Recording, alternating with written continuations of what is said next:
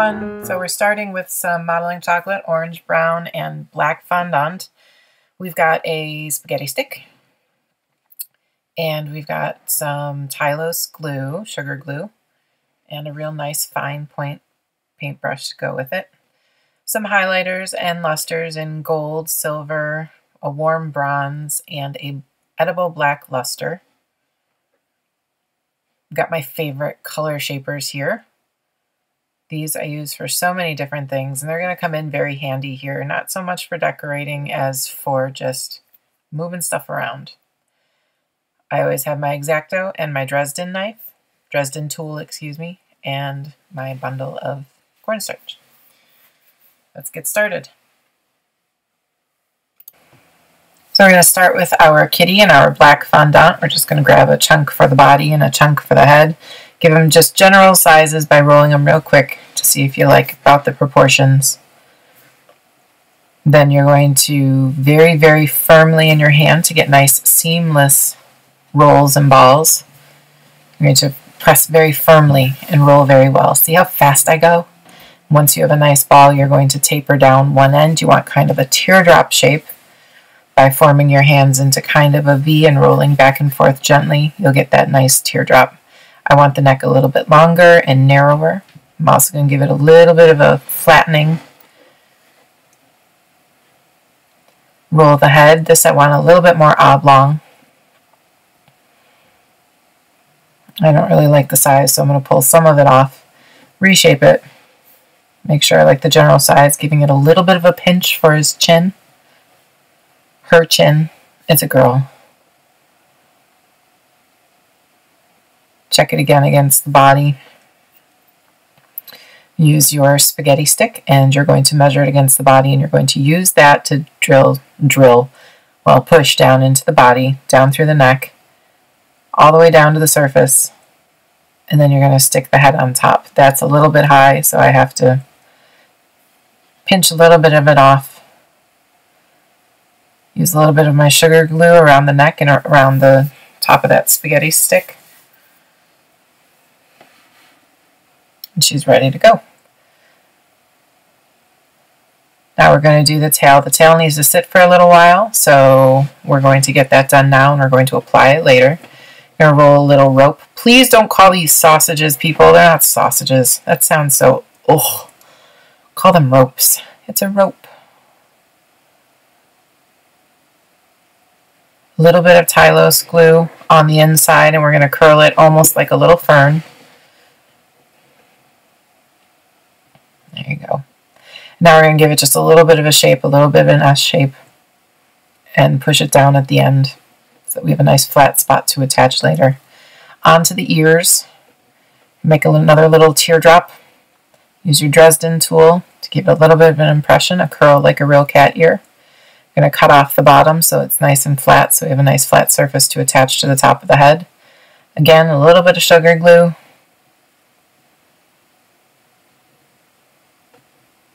Set it right on top. You don't have to do much other than set it up there. It'll fuse together with the sugar glue. And take the other little piece that we have over here, and we're going to make a tiny little screw coming out of the top of the cat's head. Take a tiny little leftover piece of spaghetti, thread it up through that tiny little piece of black fondant. Give it a little bit of a roll, a little bit of a shape so it becomes a little bit of a cylinder again, and stick it in. You're going to roll just a tiny little piece of fondant now. Pat it out so that it's a flat, round little patty, and press it down right on top. Using one of our color shapers, we're going to give little ridges around the edge, pushing in very, very gently, being careful to try not to squish the other side of the little screw. Flatten it a bit. I like the kitty. How about you? Add some eyes. This eye is going to be a screw, so we're going to make this one just a little bit bigger. A little bit of Tylose glue on the cat's face, because it's not going to take us very long to roll these little eyeballs. Put it on, press it with your finger gently.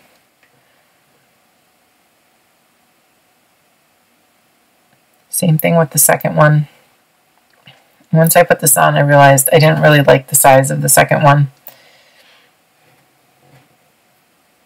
I figured that out in just a minute. This is a voiceover. So you can use your X-Acto or any other sharp bladed item just to give it a little bit of a cross so that it looks like a little screw. Now that other eye was just a little too big, so I pulled away some of the fondant and re-rolled it. Now we're going to give her her little snout. We're going to start with 2 little balls of fondant, equally sized. Put a little bit of Tylose glue between them so they stick together, and a little bit on the cat's face.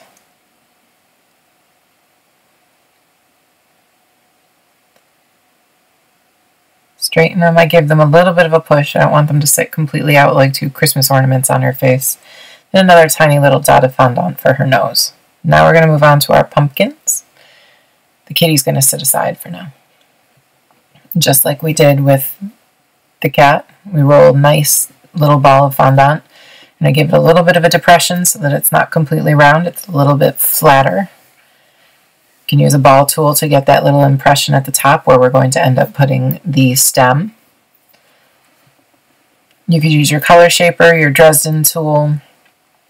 I have one other tool I didn't show you earlier, but it's one of my favorite sculpting tools in my arsenal. I don't know the name of it. If anyone does, leave a message below this post. But I'm going to use this to make the little striations on my pumpkin.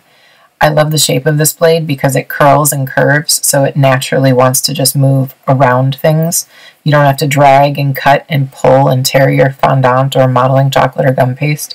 You can roll very easily and neatly. I'm going to go all the way around the pumpkin, trying to keep them relatively evenly spaced, but also straight up and down. I'm going to bring those in just a little bit more to the center, all the way around. Now we're going to take some brown modeling chocolate, shape it real quick into a kind of fun and fanciful, whimsical little stem. Use the end of one of our sculpting tools to give it a little bit of a woody feel. Another piece of spaghetti with a little bit of sugar glue right down through the pumpkin, and then the stem right on top of it. Redefine any of the little details on it now. And now we're going to do some of the little rivets. I think that's what they're called, little rivets. At least that's what I'm going to call them for now. So we're going to roll out a tiny little rope. Again, it is not a sausage. And we are going to cut tiny, tiny, tiny little pieces and roll them into tiny, tiny, tiny little modeling chocolate balls. Now we're going to take our any sharp tool really and just kind of make little marks as guides for yourself along the pumpkin. This is where you're going to want to put your little rivets. This is just so that you can kind of see and lay out what's going to go where, so you can plan.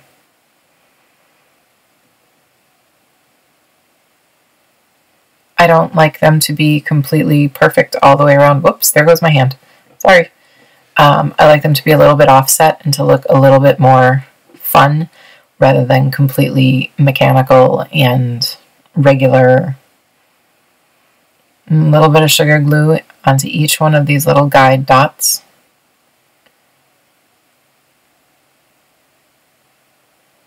Don't get too far ahead of yourself because it'll dry and then you'll have to reapply it anyways. I take the end of a sharp tool. My color shaper is perfect here because it's silicone and it just wants to release things. It doesn't necessarily want to hold things. And as you point it into your little modeling chocolate ball, you're getting that nice little hole in there, which makes it look kind of like it's been drilled down into your pumpkin.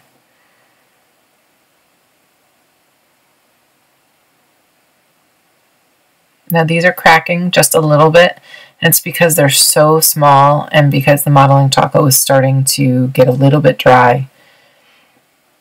It's not a big deal. It doesn't bother me too much. These pumpkins are meant to look kind of whimsical, a little steampunkish, a little bit metal, worn. You'll see at the end. In my original pumpkins, I did these much smaller, doing these size so it's easier for you to see. But it's still kind of cute. No, it's still very cute. Now, because I handled it so much, I'm just going to go in and redefine some of these lines that I may have lost through my handling. I squeeze stuff. Do you squeeze stuff? I squeeze stuff. I like it. Now we're going to move on to our taller brown pumpkin. Again, a ball, kind of the same as you did your cat, just not nearly as narrow at the top. Same lines going up as you did your other pumpkin, defining those bottom parts. I got a little crooked on this one. Again, it's a whimsical pumpkin. It's okay. No big deal. Indent for that little stem area. Inserting more spaghetti and sugar glue. Creating a little stem. This one I tore so that it looks a little rougher, a little bit more woody, a little bit more natural, like it just got pulled out of the pumpkin patch. I wanted it a little bit thinner. It was a little too chunky for me. I'm going to take these spaghetti sticks and I'm going to break off little, maybe 1/6 of an inch, maybe 1/4 inch pieces. I'm going to break off a bunch of them. These are going to be some decor on the pumpkin. This is one of 2 options I'm going to show you. This is a completely edible option. As you know, my only support inside right now is spaghetti. Spaghetti is edible. So if you have that kid or that man at the party, men tend to love to do it, that just wants to eat everything they see just because it's food and it's cool. This is completely safe to do that with. You don't have to worry about it. Put little lines of your sugar glue going across the striations on your pumpkin. And take little bits of your spaghetti and make them look almost like metal sutures.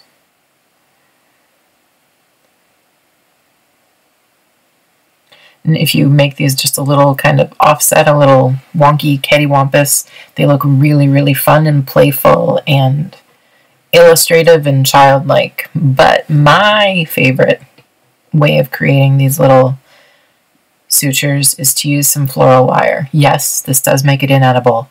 Big deal. You just don't eat them.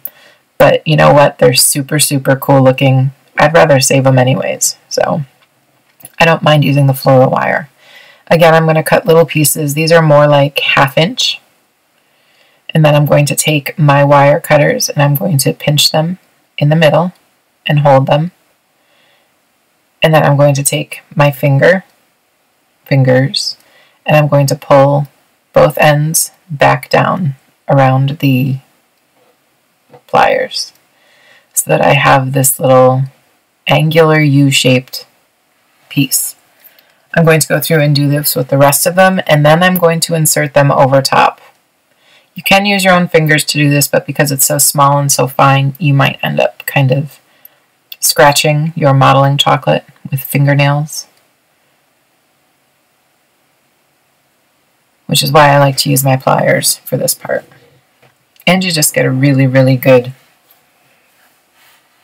angle on things and a really precise placement. You want to push them in, but you don't want to push them in all the way. If you push them in all the way, it's going to be hard to apply color later on without it leaching onto the rest of your pumpkin. We're going to do that same exact thing on our kitty, who's had a chance to rest and firm up a little bit. Gave her a little bit of a almost tear mark. Gave her some little metal sutures. Her tail wasn't quite ready yet, so we're going to move on to giving her some whiskers. Give her some regular whiskers, but now we're going to make some fun whiskers. Kind of like a frazzled piece of metal. 3 little whiskers on each side, inserted with a little bit of sugar glue. Now I'm using an edible black luster dust. It's a hybrid black luster from Global Sugar Art, which I positively love. These edible lusters are fabulous. So I'm going over and giving her a nice dry coating. Makes her look almost kind of steely, irony. She has a little bit of a shine now. She does seem a little bit more gray, but I really, really like her this color. So now I'm using some silver highlighter, and this is melted cocoa butter. I love applying metallics with cocoa butter instead of vodka or grain alcohol or lemon extract. It's thicker. You don't have that evaporation issue, so you get some really, really nice thick layers of the highlighter. So it stays really rich and thick. I'm going to go back and dust Kitty's tail. I'm going to still let that sit aside. Now I'm using a warm bronze. I think it's called Golden Bronze from Sunflower Sugar Art. This is also a highlighting dust. We're going to do the entire surface of the pumpkin. Add just a little bit of the cocoa butter to it. And pick up some of the details in those rivets. Now for our chocolate pumpkin, we're going to use just gold highlighter. We're going to go in and dust. This is gold highlighter that I get from Swank Cake Design. And this stuff, this is dry. I'm not using anything with it at that point. That stuff's got some serious coating abilities. I love it. Now I'm going back and using some of that steel gray that I used, the black edible black luster that I had used for the cat for some of the details. Now we're going to give Kitty her tail.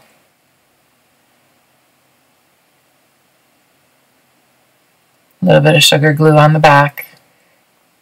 I'll make sure it sets up enough.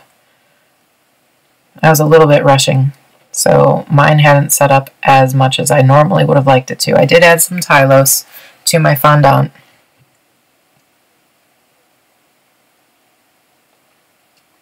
But if you're in a rush, kind of like me, or if you're just impatient, take some kind of vessel, some kind of sturdy object, and just prop it up behind Kitty in her tail.